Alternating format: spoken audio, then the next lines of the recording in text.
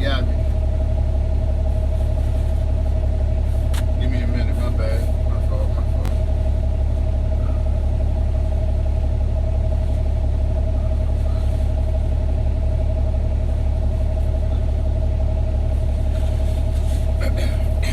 Sorry about that.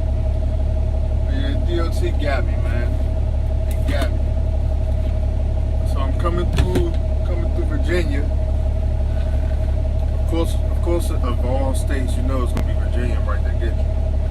The Commonwealth, they looking for some money every time you turn around. Got their hand out for something. Coming through Virginia. They put me on the weight scale. So I'm like, I have a 9-car load, so a couple big vehicles too. So I'm already a little iffy. I'm like, man, I don't know.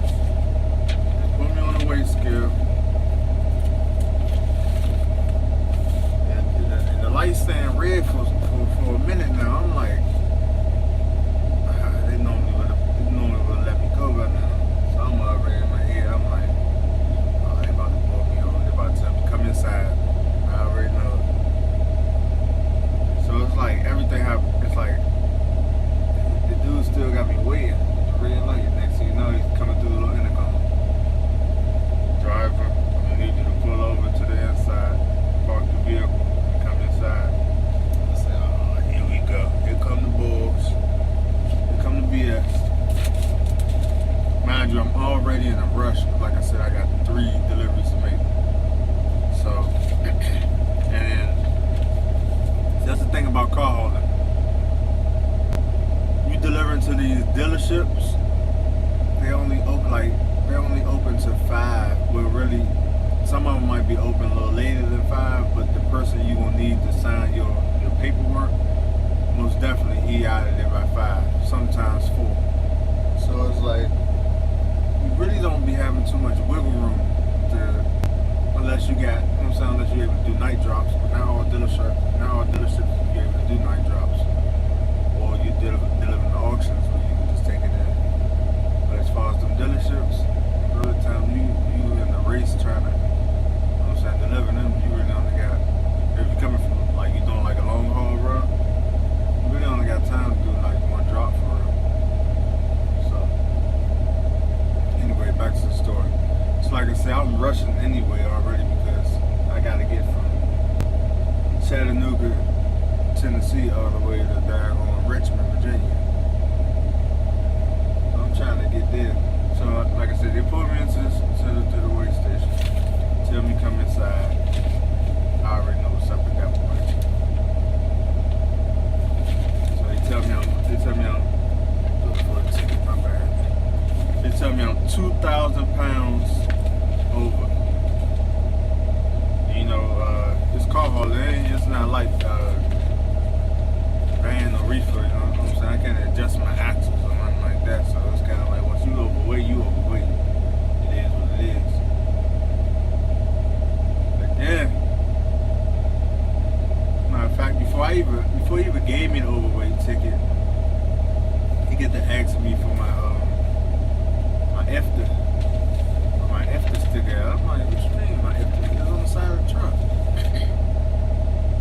So I goes back out there to go back out to the truck to look for something, look for the registration or whatever. I couldn't find it. So I look at the sticker. I'm not even paying attention. I didn't realize my sticker say 2017. So I'm sitting here, you know what I'm saying, talking to the dude. I'm like I was like, he tripping. What do you mean? There ain't no sticker on my side of my truck. I'm like, bro, I look at that sticker almost every day. It's the whole time, OT. It's a 2017 empty sticker, so boom, you got me on that. I didn't even realize that. So I got the register, but basically that wasn't my fault. That's the driver before me.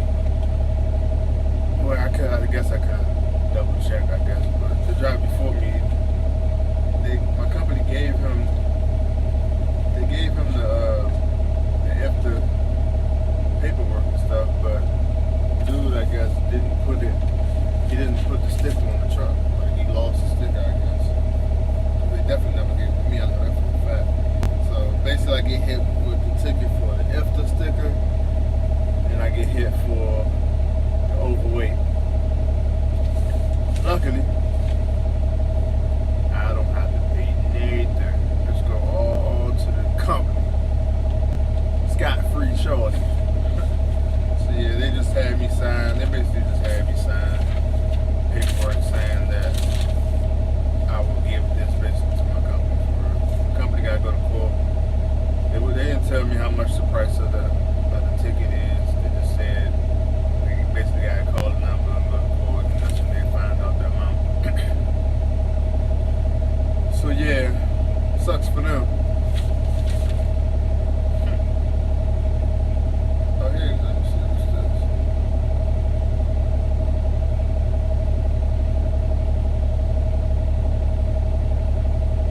Actually, they do got the ticket amount on here, my fault.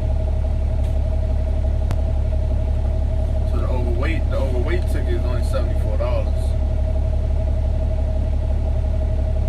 That ain't bad. Overweight ticket.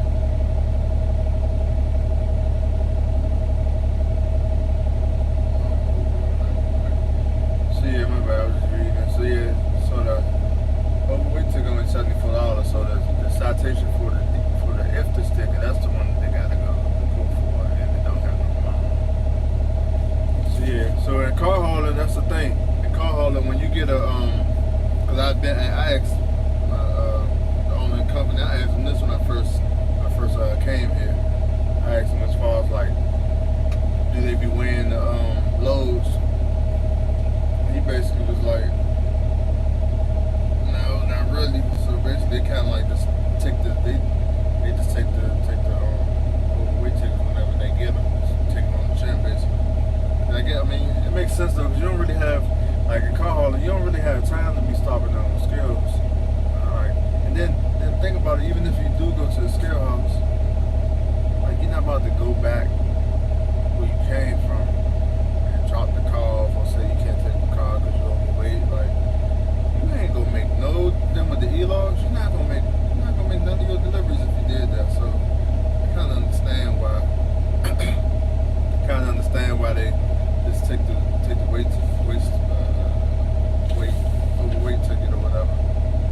And I guess on dispatcher part, they supposed to be looking at the weight, because when you book in your loads, I get this on my paperwork. It basically I don't have the paperwork to show y'all, but it basically it has the weight of each vehicle, the length, the height, and all that. So basically, when you book in the load, you're supposed to be, say you got a 53-foot trailer, you know what the length is. So basically, you do the math on each vehicle, you know how long, of a vehicle you can fit.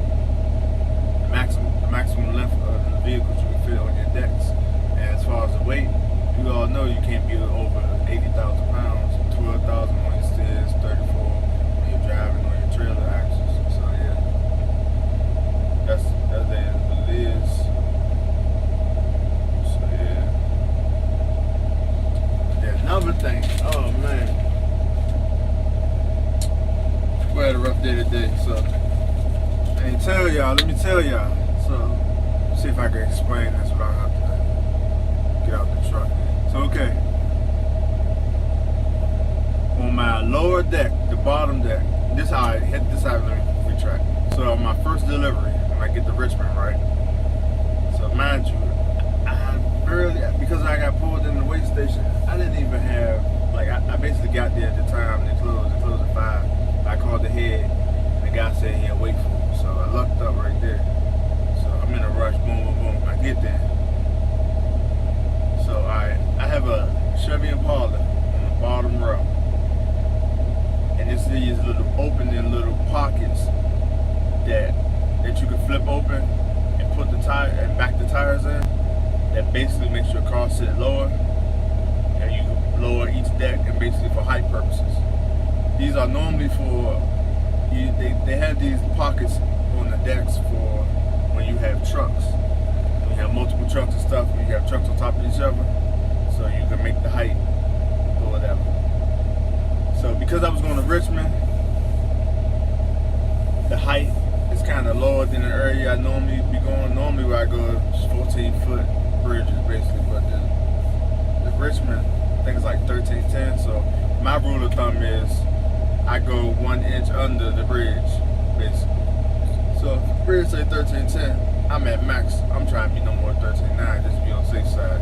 And also, I do 1 inch above what I measure my stick at. So say if I measure my height at 13.4, I'm gonna just round it up, say I'm 13.5, just to be safe, because you know what I'm saying, you could be an inch off when it comes to measuring, because that's all human error. You know what I'm saying? So I'm trying to take no chances with that. So man, back to the story.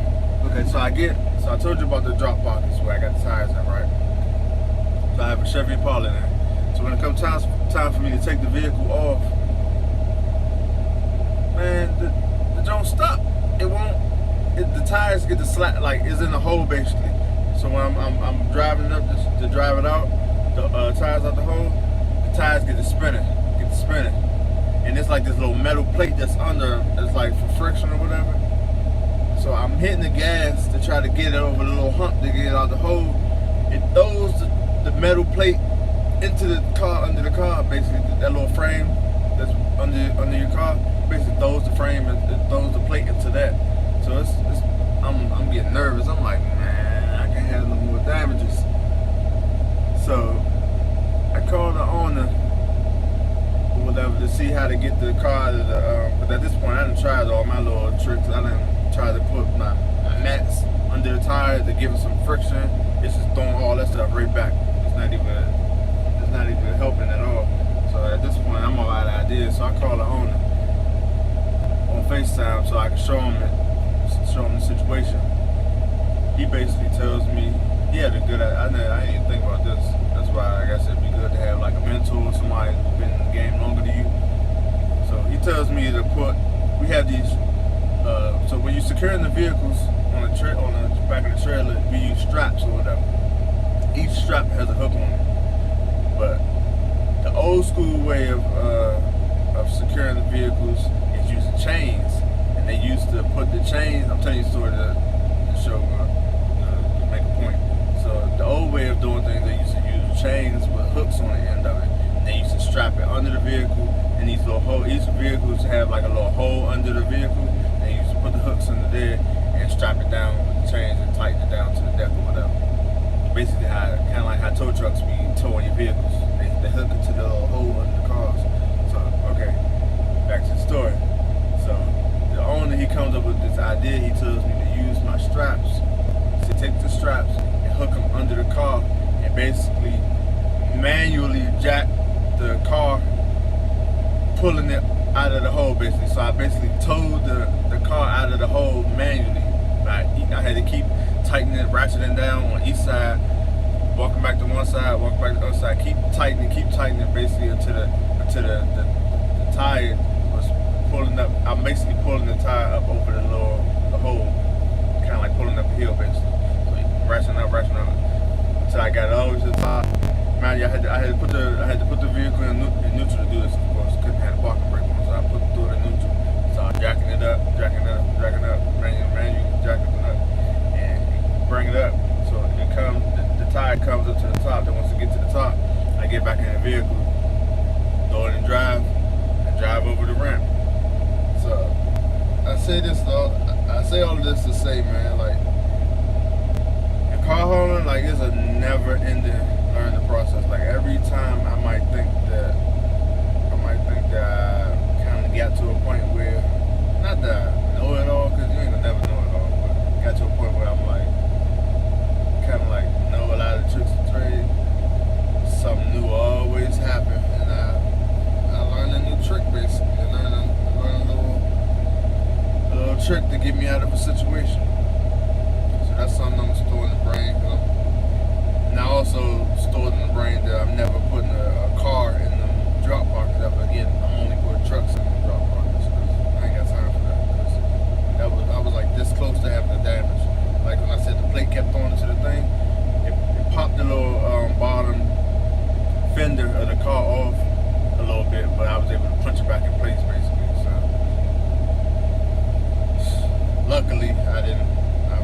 close to having another damage.